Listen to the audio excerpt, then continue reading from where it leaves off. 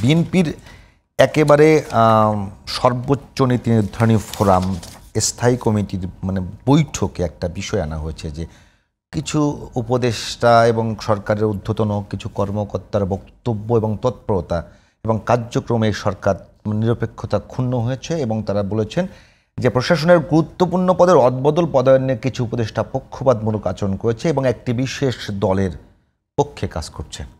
এটা কিভাবে ব্যাখ্যা করবেন? ধন্যবাদ আপনাকে। আসলে আমি আগেও বলেছি, প্রথম থেকেই ডক্টর মোহাম্মদ ইউনূস নিরপেক্ষ ছিলেন না। তিনি দল গঠন করেছেন, এখন পর্যন্ত নিবন্ধন না পাওয়া সত্ত্বেও একটি দলের তিনি কখনো আপনি দেখেন যেখানে যায় যেখানে বসে, তিনটি দল বসলেও এনসিপি থাকে তার গঠিত। কিন্তু বিএনপি কিন্তু জামাতকে ইঙ্গিত করেছে। আমি বলছি বিএনপিকে অনেক আগে বলেছিল না যে একটি দল পতিত দলের সাথে ষড়যন্ত্র করছে, এবং বিদেশের সাথেও ভারতকে উল্লেখ করে বলেছে এগুলোতে, অর্থাৎ বিএনপিকে তো প্রথমেই বিরোধী দল বানায় ফেলছে। তারপরেও বিএনপি এতদিন পর্যন্ত ডক্টর মোহাম্মদ ইউনূসের উপরেই নির্ভর করেছে। এখন আমার বক্তব্য হচ্ছে যে এই যে ধরেন উপদেষ্টা পরিষদ কেউ আপনার সেফ এক্সিট চায়, তারপরে আপনার ডকুমেন্ট আছে ষড়যন্ত্র করতেছে, এগুলো তো এনসিপির নেতারাই বলতেছে, এ তো বাইরের লোক বলছে না, উপদেষ্টাই বলছে। তো সুতরাং এটা তো আজকেও প্রশ্ন তুলেছে সেই ডকুমেন্ট কোথায়। রিজভী আহমেদ বলেছে যে কার কাছে ডকুমেন্ট আছে বলুক, এটা তো তাদের কাছে ডকুমেন্ট আছে বলুক। তো এখন আমার কাছে মনে হচ্ছে কি জানেন, মূল কথা হচ্ছে জুলাই সনদ নিয়ে আজকে আলোচনা, এটাতে ঐক্যমত হয় নাই। কারণ এনসিপির বক্তব্য হচ্ছে এটা পাবলিক করতে হবে, জনগণকে জানাতে হবে, এবং জুলাই সনদে কি আছে আমরা দেখব। সেই দাবিটা কি অযৌক্তিক যে আপনি জুলাই সনদ একটা করবেন সব দলকে দিয়ে, সেটা আপনি পূর্ণাঙ্গ কি করেছেন? না, আগেই আমি রাজ্জাকি ভাইয়ের সাথেও আগেও এক টকশো করছি যে এটা একটা অবৈজ্ঞানিক ব্যাপার। 84টা সংস্কার প্রস্তাব একটাতে দিয়ে হানা ভোট কিভাবে করবেন?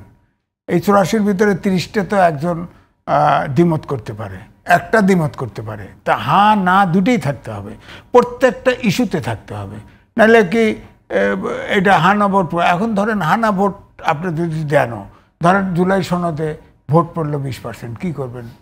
খালি জামাত আর এনসিপির লোক যা ভোট দিল, বিএনপির কোনো লোক ভোট দিবেন না তো, দিবেন না তো। আওয়ামী লীগের ঠেকা পড়ে নাই, সমর্থক যারা এখন আছে গুপ্তভাবে, দরকার নেই, তখন তো ভোট পড়বো 20% ধরেন ইসলামিক আন্দোলন সহ, তাহলে কী হবে? জুলাই সনদের দশা কী হবে? জুলাই সনদ যদি একমত হয় সবাইকে ভোট কেন্দ্রে যেতে হবে, এখানে কিন্তু কোনো এমপি ইলেকশন না, সবাই এত তাগিদ বোধ করবে না। এক, দুই হচ্ছে জুলাই সনদে নোট অফ ডিসেন্ট থাকবে না, এনসিপি বলেছে। কেন থাকবে না? জুলাই নোট অফ ডিসেন্ট সহই তো বিএনপি বলছে জুলাই সনদ স্বাক্ষর করবে।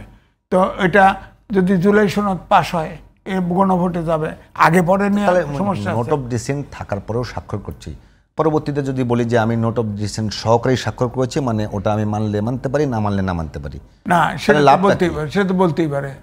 কারণ আর জুলাই সনদ গণভোটে আপনার পাশ হলেও এটা তো সংসদে গিয়ে এটা ফাইনাল করবে, সংসদে তো যাবেই। তখন বিএনপি যেখানে নোট অফ ডিসেন্ট দিয়েছে সেখানে তো আলোচনা আনবে, আলোচনা এনে হয়তো রিজেক্ট হতে পারে, এটা মেনে নিয়েই তো জন্য সনদ করতেছে বিএনপি। এই শর্তেই তো আপনার সনদ স্বাক্ষর করতে গেছে। এখন স্বার্থ এখানে যেভাবে হয়েছে, জুলাই সনদ তো মনে হয় স্বাক্ষর হচ্ছে না। এবং জামাত যেভাবে আপনার মাঠে নেমেছে, তাতে করে এরাও নির্বাচন কাজ চায় কিনা সন্দেহ, কারণ ইন্ডিয়াও ভিজিট করতেছে।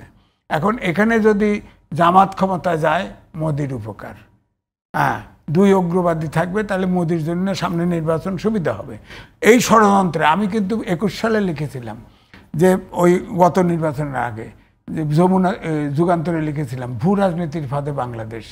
এখন কিন্তু অলরেডি ভূ রাজনীতির পুরোপুরি ফাঁদে বাংলাদেশ পড়েছে, এবং এই জুলাই সনদ যদি পাশ না হয়, নির্বাচন যদি ফেব্রুয়ারিতে না হয়, পিছায়ও যায়, এই নির্বাচন আর 5 বছরের জন্য হবে না, 4-5 বছর নির্বাচন হবে না। সুতরাং আমরা খুব রিস্কি অবস্থায় আছি, খুবই রিস্কি অবস্থায়। এর জন্য আমি মনে করব এই যে ঐক্যবদ্ধ কমিশনের বৈঠক ফেলে যারা মাঠে গেল, তারাই প্রধানত দায়ী, তারাই এই পরিস্থিতি তৈরি করছে। হ্যাঁ, বিএনপি যে অবস্থায় আছে সেই অবস্থায় আছে। তো বিএনপি তো আপনার বলে নাই যে আমরা, তারা তো ছাড় দিছে, ওই নোট অফ ডিসেন্ট সহ স্বাক্ষর করবে। নোট অফ ডিসেন্ট দেখলে সবাই না ভোট দিবে, হ্যাঁ ভোট দিবে। সমস্যা কি? ভোট যদি জামাতের থাকে, ভোট যদি এনসিপির থাকে, জুলাই সনদ না ওটা পাস হবে, সমস্যা কি? পাস হবে। আর না ফসলে আমি তো বলতেছি জুলাই সনদ পাস হবে না। এখন পাস হবে কি? 5% ভোট পাইলেও পাস যদি ধরেন, সেটা ভিন্ন কথা। বলতে তো হবে যে টোটাল ভোটের কত পার্সেন্টে জুলাই সনদ পাস হবে। আগে তো গণভোট হয়েছে 60%, 80%। গণভোটে কি আসলেই বেশি ভোট পড়ে লজিক্যালি? পড়ছে, আমাদের ইতিহাসে পড়ছে, পড়ানো হয়েছে অথবা পড়ছে না, সেটাই বলছিলাম, গণভোটে বহু ভোট পড়ছে। ওই ভোটগুলো কিন্তু প্রশ্ন আছে। না, প্রশ্ন থাকতে পারে, কিন্তু এবারে তো প্রশ্ন থাকার সম্ভাবনা বেশি। কারণ ধরেন আওয়ামী লীগ গণভোটে হয়তো পার্লামেন্ট ইলেকশনের সময় তার ইন্টারেস্ট কোনো পার্টিকে, কোনো দল ক্যান্ডিডেটকে সমর্থন করতে, তারা গণভোটে ভোট দিতে আসবে না, তো বোঝাই যায় আসবে না। বিএনপি তার নোট অফ ডিসেন্ট আছে, তারাও হয়তো ইন্টারেস্টেড হবে না। জামাত এনসিপি নিয়ে ভোট দিক, আর ইসলামিক আন্দোলন এবি পার্টি ভোট দিক, ভোট দিলে তো পাস হচ্ছে না, ভোটই তো পড়বে না, গণভোটে যায় কেন? আমার কথা হচ্ছে আলটিমেটলি যদি যেহেতু সংসদে যাবে, তাহলে সরাসরি ঐক্যমত করে স্বাক্ষর করে সংসদ নির্বাচনটা করে না কেন?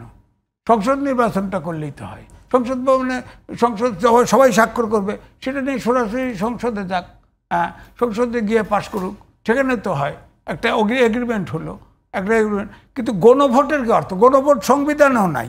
গণভোট হবে কিনা তার জন্য তো আর একটা গণভোট দরকার।